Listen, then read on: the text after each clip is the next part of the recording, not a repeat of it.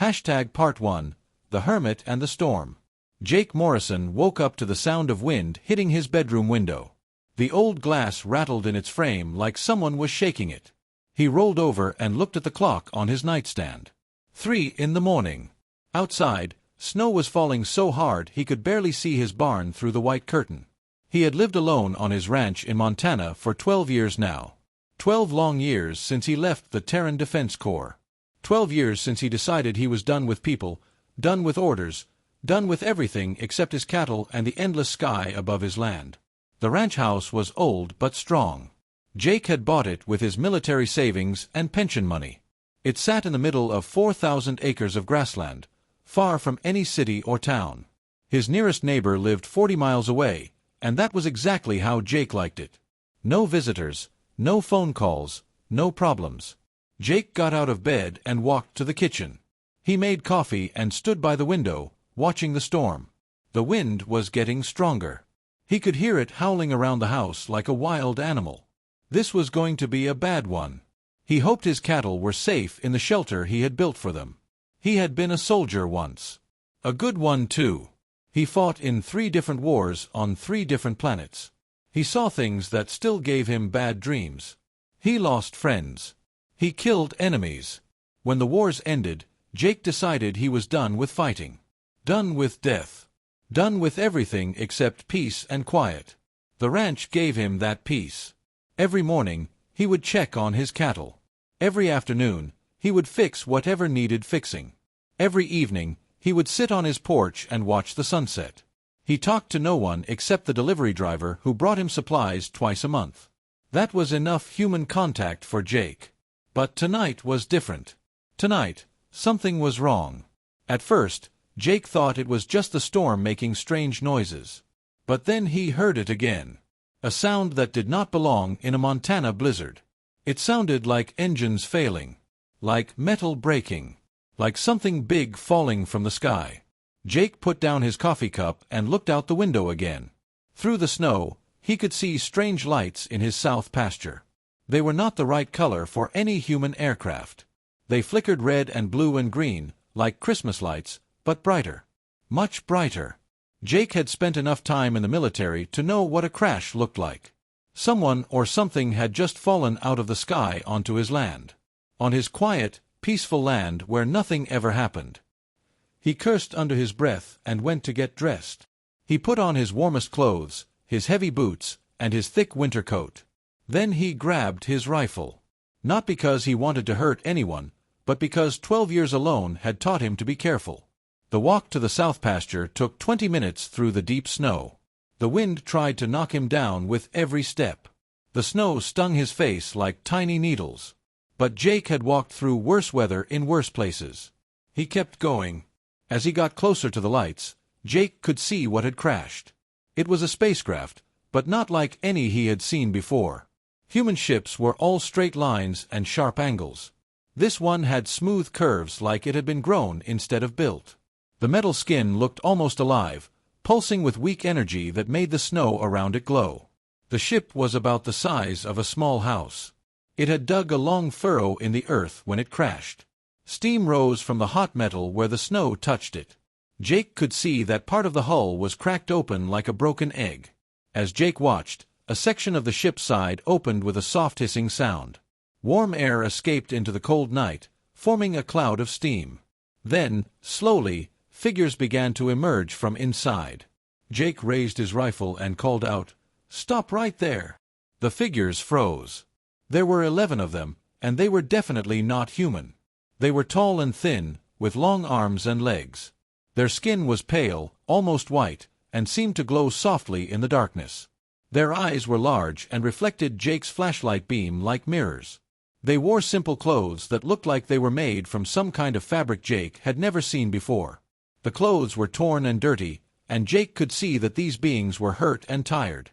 They moved slowly, like people who had been traveling for a very long time. One of them stepped forward. This one had intricate markings along her neck that looked like tattoos. She raised her hands to show she was not carrying any weapons.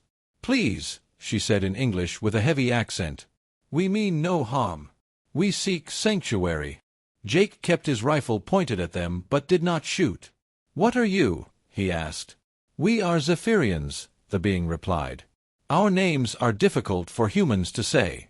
You may call me Seraphina. These are my sisters." She gestured to the others behind her. "Our husbands died in the war. Our home was destroyed. We have nowhere else to go." Jake looked at them more carefully. They were all female, he realized. And they were scared. He could see it in their large eyes, in the way they huddled together against the cold. They were refugees. "What war?" Jake asked. "The machines came to our moon," Seraphina explained. "They call themselves the Devourers. They destroy everything they touch. Our men stayed behind to give us time to escape. They did not make it." The wind picked up again, and Jake saw the aliens shiver in the cold. Their thin clothes were not made for a Montana winter.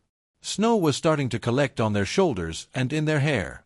"Our ship is dying," Seraphina continued. "We have been traveling for months, looking for a safe place. Your planet appeared on our sensors. We tried to land safely, but our engines failed." Jake stood there for a long moment, thinking. These beings had just crashed on his land. If the government found out, there would be soldiers, scientists, reporters. His quiet life would be over. His peaceful ranch would become a circus. But looking at these frightened, cold refugees, Jake remembered something he had almost forgotten.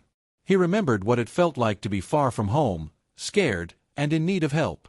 "How long since you last ate?" he asked. 3 days, Seraphina replied quietly. Jake lowered his rifle and sighed. "Come on then," he said, turning back toward his house. "Let's get you somewhere warm before you freeze to death." Behind him, he heard soft voices speaking in a musical language he did not understand. Then footsteps in the snow as 11 alien refugees followed a lonely human rancher home through the storm. Jake Morrison's quiet life was about to change forever.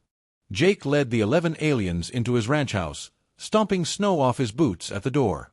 The aliens followed quietly, their large eyes taking in everything around them.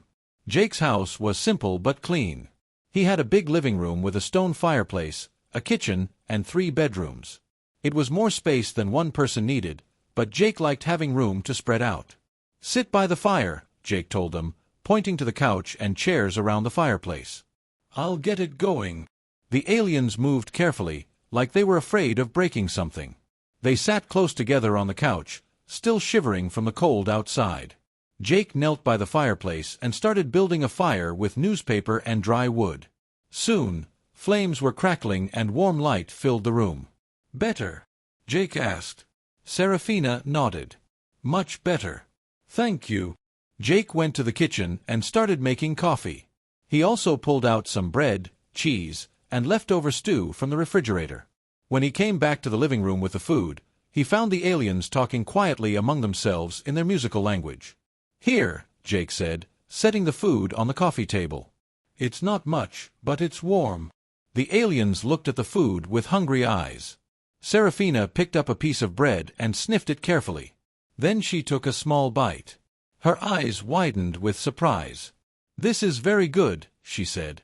"What do you call it?" "Bread," Jake replied. "Just regular bread." The other aliens began eating too. They were very polite, taking small bites and saying thank you in their language.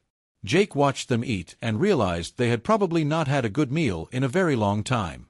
"So," Jake said, sitting in his favorite chair, "tell me about this war." Seraphina swallowed a bite of stew and looked at him seriously.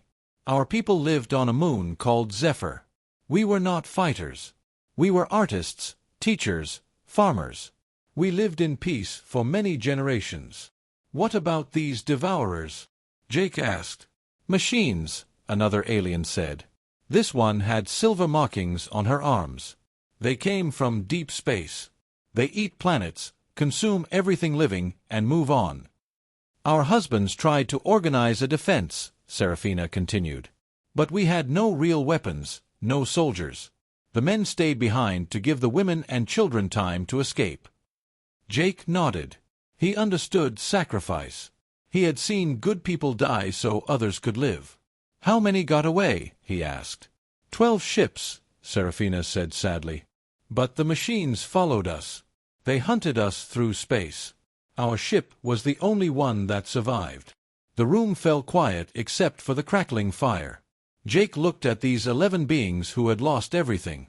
Their homes, their families, their entire world. And now they were sitting in his living room, eating his food, trusting him to help them. "What are your names?" Jake asked. "Your real names, not just Serafina." Serafina smiled for the first time since he had met her. "Our names are long and have meanings in our language. But we can choose simple names for you to use." The aliens looked at each other and spoke quietly. Then Serafina pointed to each one in turn. "This is Lyra, and Celeste, and Mira. That is Ava and Luna and Stella. These 3 are Grace, Hope, and Faith. And the youngest is Joy." Jake nodded to each one. "I'm Jake Morrison. This is my ranch." "You live here alone?" asked the one called Luna. "Yes," Jake said. "For 12 years now." "Do you not get lonely?" Joy asked. She looked like she might be the youngest, with brighter markings and more curious eyes. Jake shrugged. "I got used to it. I was in the military before this. Saw enough people to last me a lifetime." "Were you a soldier?" Serafina asked. "Yeah. 3 wars on 3 different planets. When it was over, I just wanted peace and quiet." "And now we have disturbed your peace," Lyra said softly. Jake looked around at all of them. They were beautiful in a strange way, with their pale skin and large eyes and graceful movements. But they also looked fragile, like flowers that might break in a strong wind. "Yeah, well," Jake said. "Life doesn't always go according to plan." He stood up and walked to the window. Outside, the storm was getting worse. Snow was piling up against the glass. No one would be traveling in this weather for days. "You can't go anywhere in this storm," Jake said. "I have a barn and some outbuildings. You can sleep there tonight. Tomorrow we'll figure out what to do next." "You would help us?" Serafina asked. "Even though we are strangers? Even though we are not human?" Jake turned back to look at her. "You're refugees. You're scared and hungry and far from home. That's enough for me." "But your government," Celeste said. "What if they find us? We have no permission to be on your planet." Jake had been thinking about that too. Earth had strict rules about alien contact. All aliens had to register with the Department of Xenological Affairs. They needed permits, background checks, and sponsors. These 11 had none of that. If the government found them, they would be deported at best, locked up at worst. "We'll deal with that later," Jake said. "Right now, you need rest." He led them outside to the barn. It was warm inside, heated by the body heat of his cattle and some old space heaters. There were empty stalls with fresh straw, and Jake brought them blankets and pillows from his house. "It's not fancy," Jake said, "but it's dry and warm." "It is perfect," Serafina said. "Thank you, Jake Morrison." Jake left them to settle in and walked back to his house through the blowing snow. Inside, he sat by the dying fire and thought about what he had just done. 12 years of careful isolation, and now he had 11 alien refugees living in his barn. He should call the authorities. He should report the crash and let the government handle it. That would be the smart thing to do. The legal thing to do. But Jake remembered the fear in their eyes. He remembered how they huddled together for warmth. He remembered Serafina saying, "Please," in her accented English. He had been a soldier once. He had followed orders and done his duty. But he was not a soldier anymore. He was just a man with a big ranch and too many empty rooms. Jake poured himself a glass of whiskey and sat back down by the fire. Outside, the storm howled around his house like a wild animal. But inside, it was quiet and warm. For the first time in 12 years, Jake Morrison was not completely alone on his ranch. And despite everything that could go wrong, despite all the complications this would bring to his simple life, Jake found himself thinking that maybe that was not such a bad thing. In the barn, he could hear faint voices speaking in that musical alien language. They sounded less afraid now. More hopeful. Jake finished his whiskey and went to bed, wondering what tomorrow would bring to his once peaceful ranch. 3 weeks had passed since the crash, and Jake's life had changed in ways he never expected. The storm had ended 2 days after the aliens arrived, but they had not left. Jake kept telling himself it was temporary, just until they figured out where to go next. But deep down, he was starting to hope they would stay. The 11 Zephyrians had made themselves useful around the ranch. They were surprisingly good with animals. His cattle, which usually ran away from strangers, seemed calm around the aliens. Lyra had a special gift with sick animals. She could touch them and somehow make them feel better. Grace and Hope had fixed his old tractor using techniques Jake had never seen before. But the biggest change was in Jake himself. For 12 years, he had eaten breakfast alone, worked alone, and gone to bed alone. Now his house was full of gentle voices and soft laughter.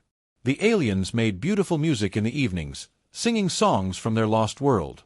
Jake found himself looking forward to dinner time, when they would all gather in his kitchen to share the day's events. Serafina had become his closest friend among them. She was smart and kind, and she seemed to understand that Jake needed time to get used to having people around. She would bring him coffee in the mornings and sit with him on the porch in the evenings, not talking much, just enjoying the sunset together. But Jake knew this peaceful time could not last forever. And he was right. On a bright Tuesday morning in March, Jake was checking the fence in his north pasture when he saw dust rising from the long dirt road that led to his ranch. A black car was coming fast, too fast for a social visit. Jake rode his horse back to the ranch house quickly. "Everyone inside," he called to the aliens who were working in the garden they had planted behind the barn. "Government car coming." The Zephyrians moved like smoke, disappearing into the hidden spaces they had prepared for just this situation. There were caves in the hills behind Jake's ranch, and the aliens had made comfortable shelters there. In less than 5 minutes, all signs of their presence were gone. Jake was sitting on his porch, drinking coffee and reading a newspaper, when the black sedan pulled up to his house. 2 people got out. A man and a woman, both wearing dark suits and serious expressions. "Government agents, definitely." "Mr. Morrison," the woman called as they walked toward him. "I'm Agent Collins, Department of Xenological Affairs. This is Agent Martinez. We'd like to ask you a few questions."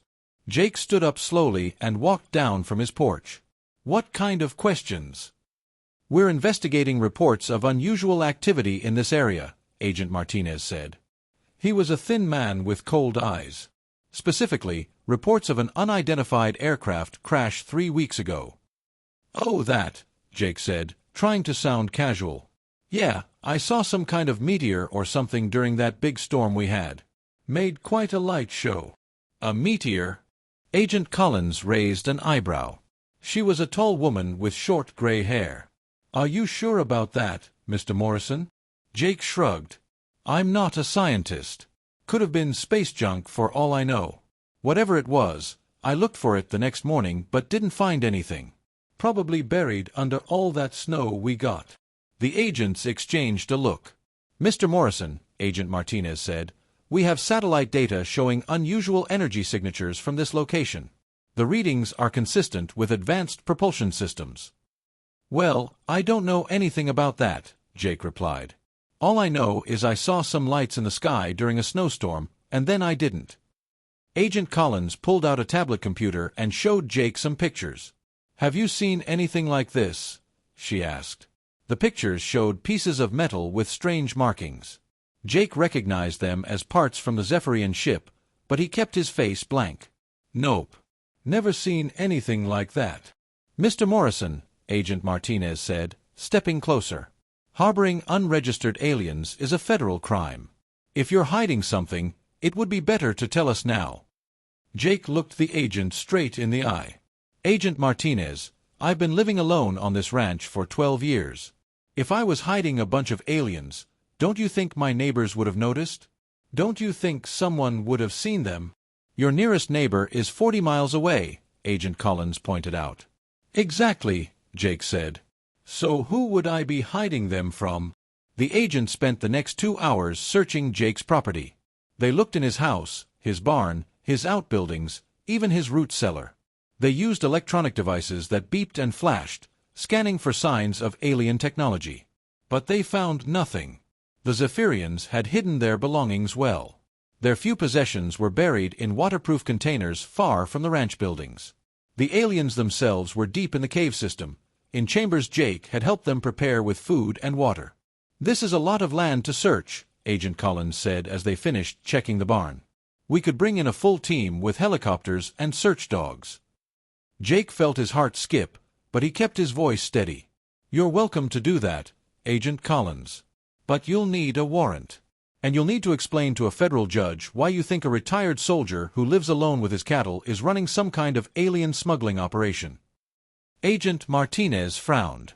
"You seem awfully calm about this, Mr. Morrison. Most people would be more concerned about a possible alien crash on their property." "Most people don't live 40 miles from their nearest neighbor," Jake replied. "Most people didn't spend 20 years in the military learning not to panic over every strange thing they see." The agents talked quietly between themselves for a few minutes. Then Agent Collins handed Jake a business card.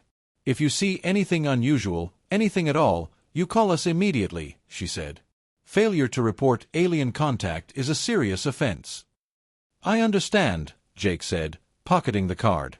After the agents left, Jake waited a full hour before giving the all-clear signal. One by one, the Zephyrians emerged from their hiding places. They looked shaken by how close they had come to discovery. "They will come back," Serafina said quietly. "Maybe," Jake admitted. "But not for a while. They found nothing, and they don't have enough evidence for a warrant." That evening, as they sat around Jake's kitchen table eating dinner, the mood was more serious than usual. The government visit had reminded everyone how dangerous their situation was. "We should leave," Lyra said. "We are putting you in danger." "Where would you go?" Jake asked. "You have no money, no legal status, nowhere to hide." "We could try to reach other alien communities," Celeste suggested. "And risk getting caught in the open?" Jake shook his head. "No. You're safer here." "But if they catch us," Hope said, "you will go to prison too." Jake looked around the table at these beings who had become his family. 3 weeks ago, he had been a lonely old man with nothing but his cattle and his memories.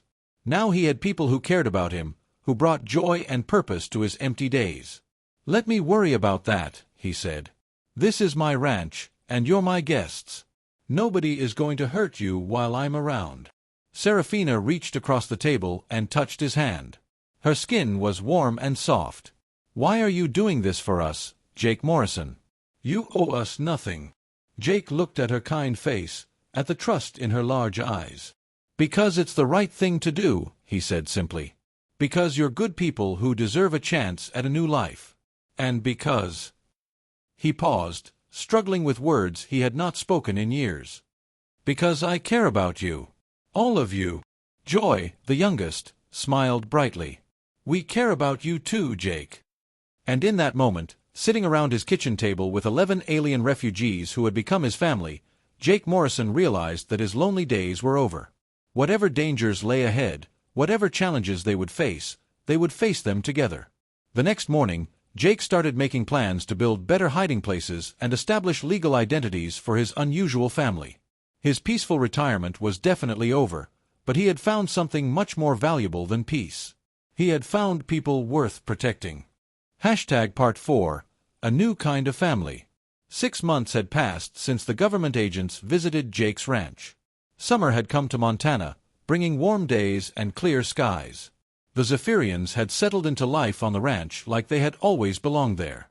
Jake had used his military contacts to create false identities for all 11 aliens.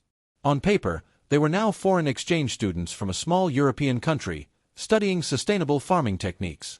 The documents were good enough to pass casual inspection, and Jake hoped they would never face serious scrutiny.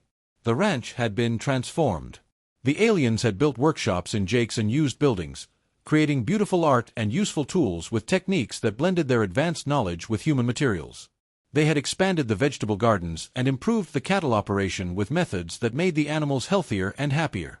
Most importantly, they had made Jake's house feel like a home for the first time in years. There was always someone cooking in the kitchen, always gentle music drifting through the rooms, always quiet conversation and soft laughter. Jake found himself smiling more than he had since his military days. The neighbors had begun to accept the foreign students as part of Jake's operation. The nearest ranch belonged to an old cowboy named Pete Wilson, who had been curious about Jake's sudden houseguests. But the Zephyrians had charmed him completely when they helped him save a sick horse using their healing techniques. "Those gals of yours sure know their way around animals," Pete had told Jake. "Where'd you say they were from again?" "Eastern Europe," Jake had replied. "Old farming traditions." Pete had nodded approvingly. "Shows in their work. You're lucky to have them." Jake was starting to believe that himself. The Zephyrians had brought more than just companionship to his life. They had brought purpose and joy. He had spent 12 years hiding from the world, and now he was building something new and wonderful. But Jake knew their peaceful life could not last forever. The universe had a way of finding trouble, even in quiet places. The first sign of change came on a hot July afternoon.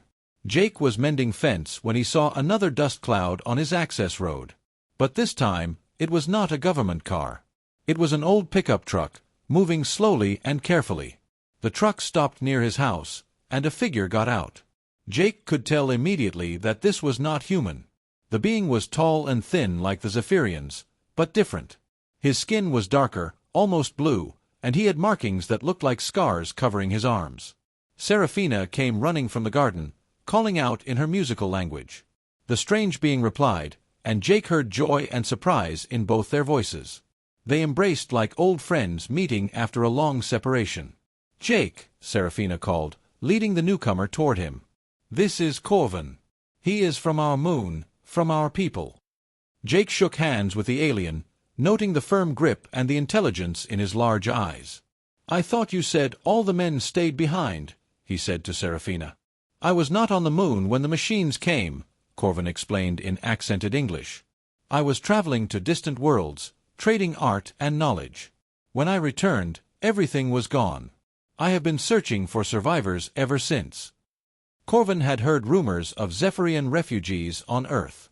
It had taken him months to track down Jake's ranch, following whispered stories in alien communities across 3 star systems. "How did you find us here?" Jake asked. "Your reputation is growing," Corvin said with a slight smile. "The human who protects refugees. The rancher who opens his home to those in need. There are others who seek such sanctuary." Jake felt a cold chill run down his spine. Others. Over the next few days, Corvin told them about the growing network of refugees fleeing various conflicts across the galaxy. The Devourers were not the only threat out there. There were wars between star empires, planets destroyed by natural disasters, and species driven from their homes by persecution. "Earth is seen as a safe harbor," Corvin explained. "Your government is strict but fair. If refugees can establish themselves legally, they can build new lives here." "But most can't get legal status," Jake said. "Exactly. So they hide in remote places, hoping to find humans willing to help them. You have become a symbol of hope, Jake Morrison." Jake was not sure he liked the sound of that. His ranch was remote, but it was not big enough to hide large numbers of aliens. And every new arrival increased the risk of discovery. His concerns proved justified 2 weeks later when 3 more ships landed in his south pasture. These refugees were different from the Zephyrians. They were shorter and stockier, with thick gray skin and small eyes that glowed in the dark. They called themselves the Rockborn, and they were fleeing a civil war on their homeworld. Jake found himself running an unofficial refugee center. He helped the newcomers find hiding places in the caves and taught them basic English. The Zephyrians served as translators and guides, helping the Rockborn adapt to Earth conditions. But resources were becoming strained. Jake's savings were running low from buying supplies for so many people. The ranch's water system was being overused. And most worryfully, the increased activity was bound to attract attention. That attention came sooner than Jake expected. Pete Wilson rode over on horseback one evening, his face full of curiosity. "Jake, I've been seeing some strange lights over at your place," Pete said. "And there's a lot more activity than usual. You running some kind of summer camp now?" Jake thought quickly. "Cultural exchange program," he said. "Government contract. I can't talk about it much, but they're paying me to host international students." Pete nodded slowly. "That explains the different vehicles I've been seeing. And why some of those students look so unusual," Jake's heart skipped a beat. Unusual how?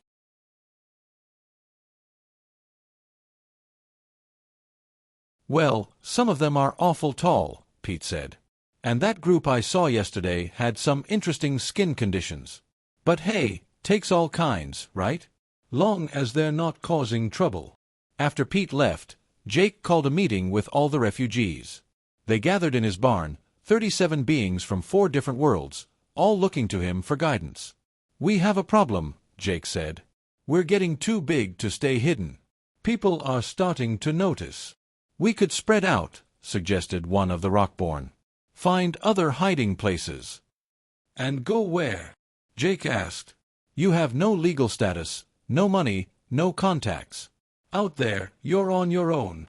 Serafina stood up. Jake is right. We are asking too much of him. Perhaps it is time for some of us to leave. No, Jake said firmly. Nobody leaves unless they want to. This is my ranch, and you're all welcome here. But we need to be smarter about how we do this. Over the following weeks, Jake worked with his refugees to develop a better system. They created hidden tunnels between the buildings and the caves. They established lookout posts and early warning systems.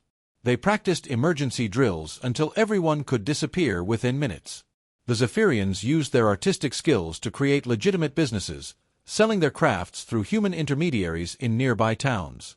The money helped support the growing community and gave them a cover story for their presence. Most importantly, they became a real family. Jake found himself caring for beings from worlds he had never heard of, learning their languages and customs, sharing their hopes and fears. The lonely old soldier had become a father figure to dozens of refugees who had lost everything. On quiet evenings, when the day's work was done, Jake would sit on his porch and listen to the sounds of his unusual community. There was Zephyrian singing drifting from the barn, Rockborn children playing games in their deep voices, and the soft chatter of beings from half a dozen worlds learning to live together. Jake Morrison had sought isolation and found the opposite. His ranch had become a beacon of hope in a dangerous galaxy, a place where the lost could find sanctuary and the homeless could build new lives. It was not the retirement he had planned, but it was better than anything he could have imagined. For the first time since leaving the military, Jake felt like his life had meaning again. And when he looked up at the stars each night, he no longer saw them as cold and distant.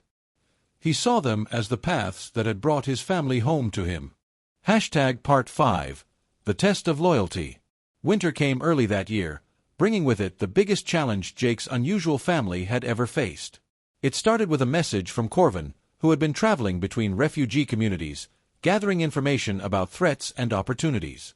The government knows, Corvin told Jake as they stood in the barn on a cold December morning. Not about you specifically, but they know there are large numbers of unregistered aliens living in rural areas. They are planning a major sweep operation. Jake felt his stomach drop. How major? Military units, search helicopters, sensor equipment, Corvin said grimly. They plan to check every remote ranch and farm in a dozen states. They call it Operation Clean House. Around them, the other refugees had gathered to listen. Jake could see the fear in their eyes, the same look they had worn when they first arrived at his ranch. These beings had already lost everything once. The thought of losing their new home was almost too much to bear. When? Jake asked. 3 weeks, Corvin replied. Maybe 4. Jake ran his hand through his graying hair. In the past year, his community had grown to over 50 individuals from 8 different worlds. They had built workshops, schools, and living spaces throughout his property. They had created a thriving culture that blended traditions from across the galaxy. And now it was all about to be destroyed. We could scatter, suggested Luna, one of the original Zephyrians. Disappear into the wilderness. In winter. Jake shook his head. Half of you would freeze to death before spring. Then we fight, said Throck, the leader of the Rockborn. His gray skin looked like stone in the dim light. We defend our home. With what? Jake asked. They'll come with weapons and armor. Most of you have never held a gun in your lives. Serafina stepped forward. Over the past year, she had become Jake's closest advisor and dearest friend. Her presence always calmed him, even in the worst situations. There is another option, she said quietly. "We cowl.